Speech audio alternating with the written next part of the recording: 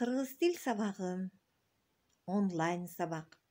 4 сабак 4 чейректеги. Сабакты берген мугалим мен, Керимбаева Гүлжемила Шамралиевна.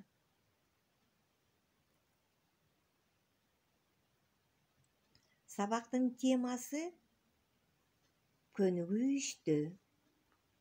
Грамматикалык темасы эмне үчүн, эмнеге деген суроого жооп берген сөздөр менен иштейт. Сабактын максаты жаңы сөздөрдүн маанисин түшүнүшөт, кайталап айтышат, сүйлөшүшөт, көнүгүү машыгуу иштерин аткарышат. Жакын адамдарына жана өздөрүнүн ден соолугуна камкордук көрүүгө үйрөнүшөт.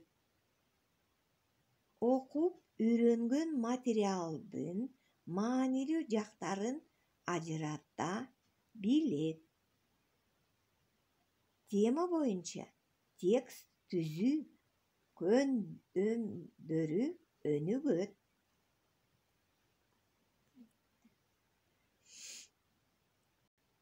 Анда балдар дептерди ачып үй тапшырмасын текшерели. Үйгө 5 тапшырма берилген. Эң акыркы сөздөргө айын мүчөсүн улап кетиш керек. Даярсыңарбы? Анда текшерелик. Дарыларымды өз убагында ичейин. Ейин деген мүчө кошулду. Айын өзгөрдү. Үй тапшырмаларымды тез аткарайын. Айын мүчө кошулду. Өзгөргөн жок. Кары кишиге орун берейин. Eyин мүчө кошулду. Өзгөрдү. Апа драма иримине катышайын. Айын мүчө өзгөргөн жок. Эртең менен саат 7-де турайын. Айын мүчө кошулду. Бийиктикке секирип көрөйүн. Өйүн мүчө кошулду. Өзгөрдү. Кыргыз тилинен мектептин олимпиадасына катышайын. Айын мүчө уланды. Түшүнбөгөнүмдү мугалимден сурайын. Айын мүчө кошулду. Балдар, силер ушундай кылып аткарсаңар, анда туура. Ким өзүнүн үй ишинен каталарын тапса, калем менен оңдоп коюп, анан мага жибересиңер.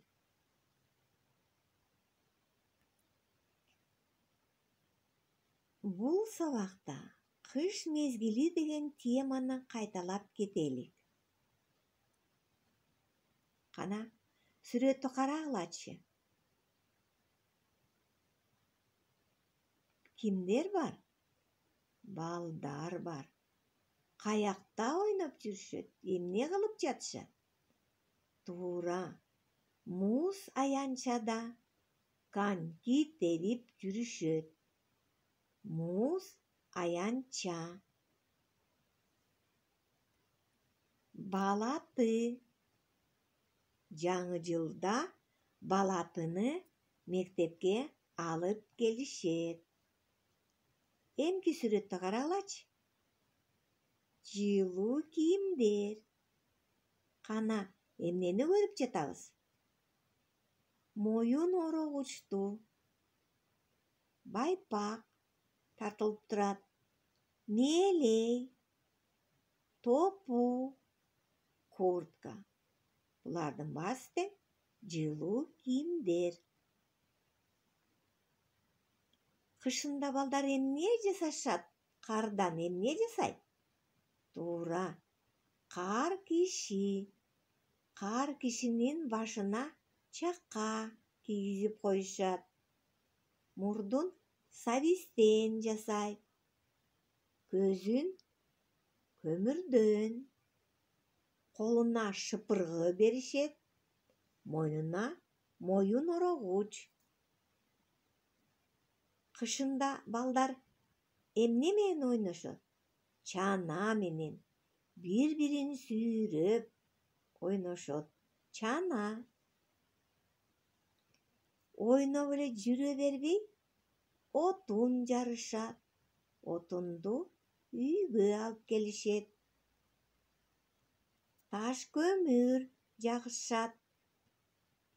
Таш көмүрдү чакага салып, мештин жанына киргизишет. Дөбөчөдө кызыктуу оюндарды ойношот. Кана эмесе балдар, дагы кайталап кетели. Муз аянча.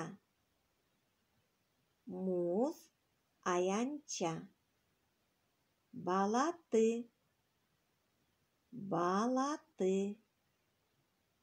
Жылуу кийимдер. Жылуу кийимдер. Кар киши. Кар киши. Чана. Чана. Отун. Отун. Таш көмүр. Таш көмүр. Дөбөчө. Дөбөчө. Ушул сөздөрдү унутпагыла.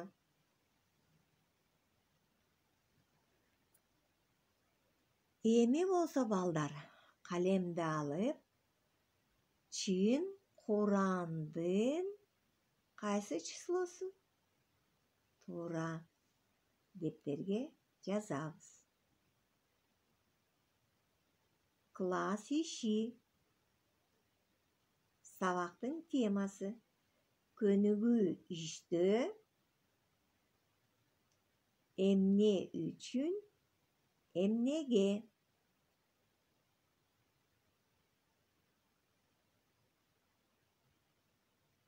Балдар, азыр биз силер менен жаңы сөздөр менен таанышабыз. Жүрөгү айланат. Ташнит. Ине сайды. Сделал укол. Мурду бүтүп жатат. Заложен нос. Тез жардам. Скорая помощь. Чырыгат. Знобит. Дагы кайталап кетели. Ташнит. Жүрөгү айланат. Сделал укол. Ине сайды. Заложен нос. Мурду бүтүп жатат. Скорая помощь. Тез жардам. Знобит. Чырыгат. Жаңы сөздөрдү силер эсиңерге тутуп алгыла.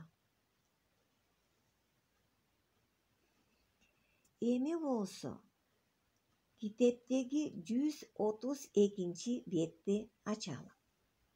Экинчи тапшырманы аткаралы. Бул тапшырмада сүйлөмдөрдү толуктап кетиш керек. Кана эмесе көңүлдү экинчи тапшырмага берели. Ойлонгула, кандай сөздөрдү бул сүйлөмдөргө коебуз деп.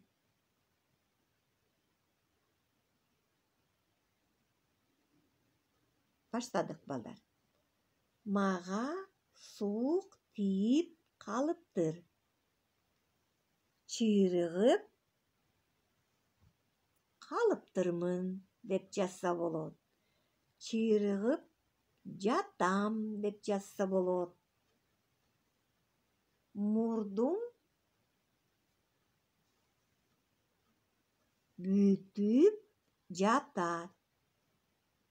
Мурдум бүтүп калды деп койсо болот. Жүрөгүм айланат. Эч нерсе иче албайм. Дарыгер мага ийне сайды. Балдар, силер сөздөрдү туура таптыңар. Эми болсо дептерге жазалы.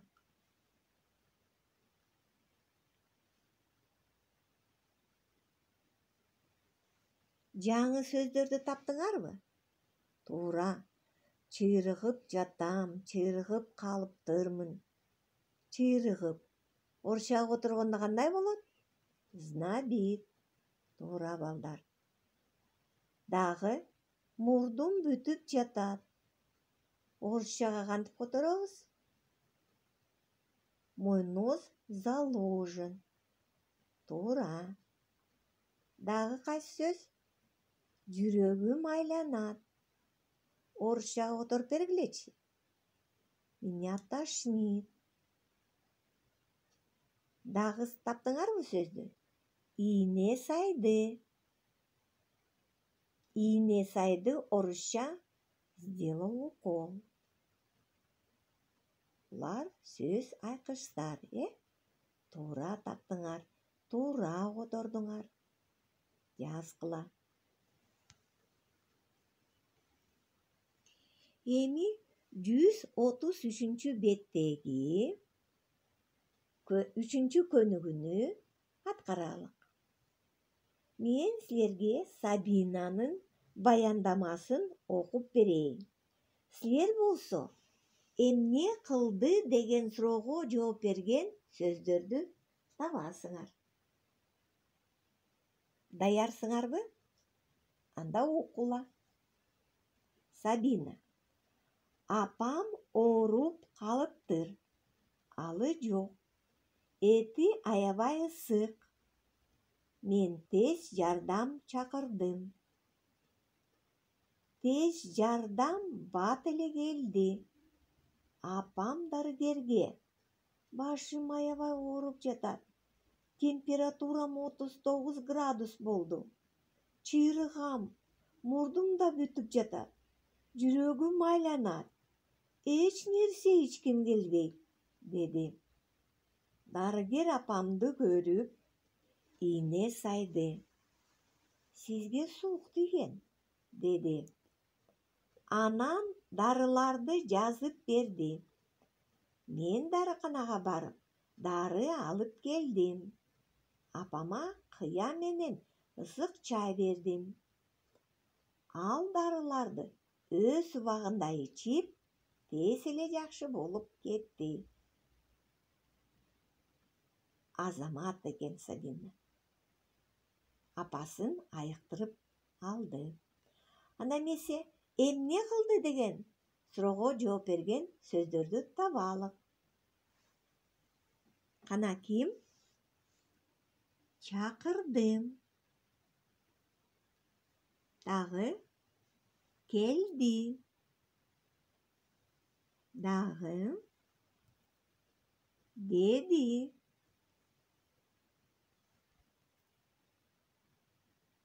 Сайды. Берди. Алып келдим. Бердим. Жакшы болуп кетти. Байкагылачы, балдар. Бул сөздөр сүйлөмдүн кайсы жеринде орун алган? Туура, сүйлөмдүн аягында. Бул сөздөр кыймыл аракетти билдирет. Кыймыл аракетти билдирген сөздөр сүйлөмдүн аягында турат. Эмне кылды, эмне кылдым деген суроолорго жооп берет. Эми балдар, дагы бир суроолор бар. Жооп бересиңерби? Даярсыңарбы? Эмне үчүн Сабина тез жардамды чакырды? Айткылачы. Туура. Апасы ооруп калган үчүн. Эмне үчүн Сабина дарыканага барды? Туура. Дарыны алып келейин деп барды. Эмнеге апасына ысык чай берди? Апасы батыраак айыгып кетсин деп. Эмне үчүн градусник коюшту? Туура балдар. Температурасын ченейин деп коюшту. Азаматсыңар. Эмне үчүн, эмнеге деген суроого жооп бердиңер. Анда балдар, биз чарчап калдык. Көп отуруп чарчап калдык. Кана туралык дагы машыгуу жасайлы. Даярсыңарбы? Баштадык. Куштар командасына кошулууга. Балдар, даярсыңарбы? Анда эмесе ойдун шартын түшүндүрө кетсин. Бул жерде кубик турат. Ал кубикте буюмдун, жаныбардын же канаттуулардын сүрөтү тартылган. Ошол кубикти ыргытабыз. Кандайдыр бир буюмдун же жаныбардын сүрөтү түшсө, ошол кыймыл аракетин турайбыз. Макулсуңарбы? Кана кубикти ким ыргытсыз келип жатат? Баарыбыз ыргытып келип жаткан турбайбы? Адам ага жакыныраак келгиле да. Мен силерди санаймын, Алтын балык суу ичти, калгандарын ким ичти? Ык, сен оюндан учуп чык. Сен ыргытасың, Кантип ыргытчы?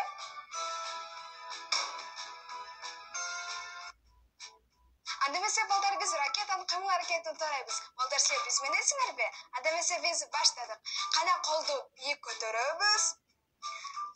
Учабыз. Ракета учуп баратат.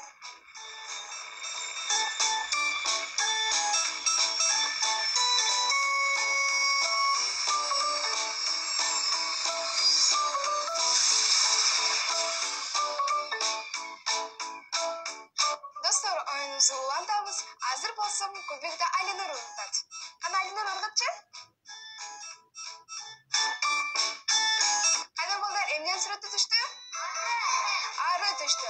Арылар кандай болуп билесиңерби? Зыз деп учат, Ары чакканда ооруйтпу? Кычышат, Ооба, ошондой. Азаматсыңар балдар. Азыр болсом биз жакшы арыбыз, Жакшы арыбыз. Арынын кыймыл аракетин ким мага көрсөтүп берет? Кана көрсөтчү, сен көрсөтчү. Зыз деп учат экен,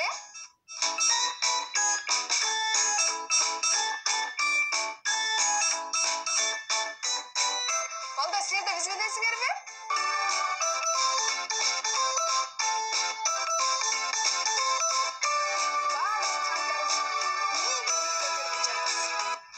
Балдар, силерге оюн жагып жатабы? Азаматсыңар. Азыр болсом кезекти кыздарга берели. Кана Зияда, сен ыргытчы кубикти.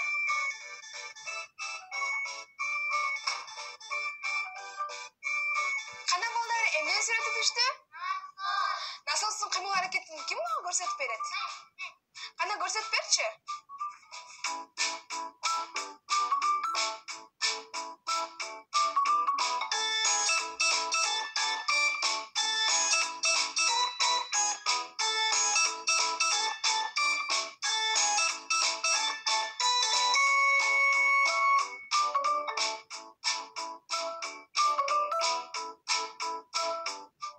Оюн силерге жактыбы балдар?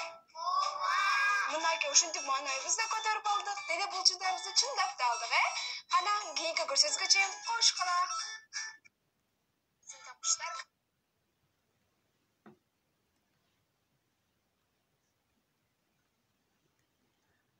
Балдар, эми биз мелдеш оюнун аткаралык. Ким көп табат деген оюн. Мен силерге бир сөздү берейин. Ден соолук деген сөздү.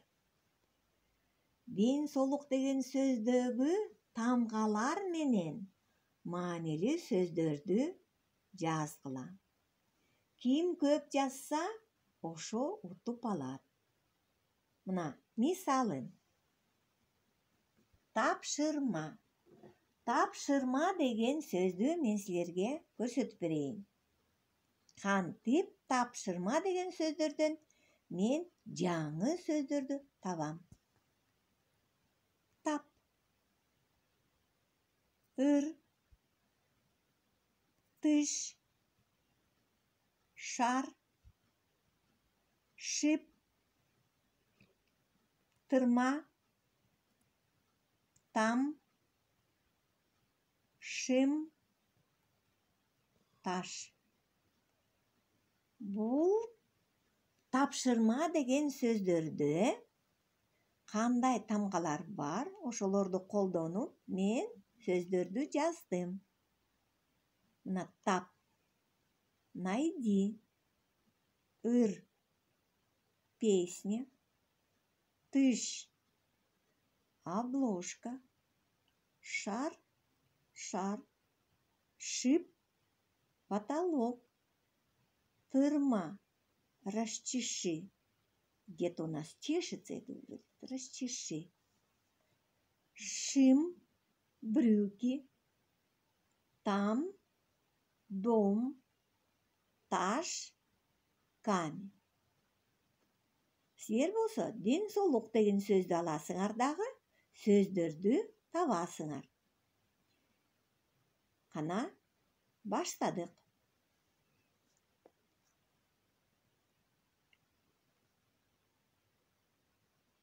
Жардам берейинби? Бир эле сөздү айтайын. Макул. Коон деген сөз болот.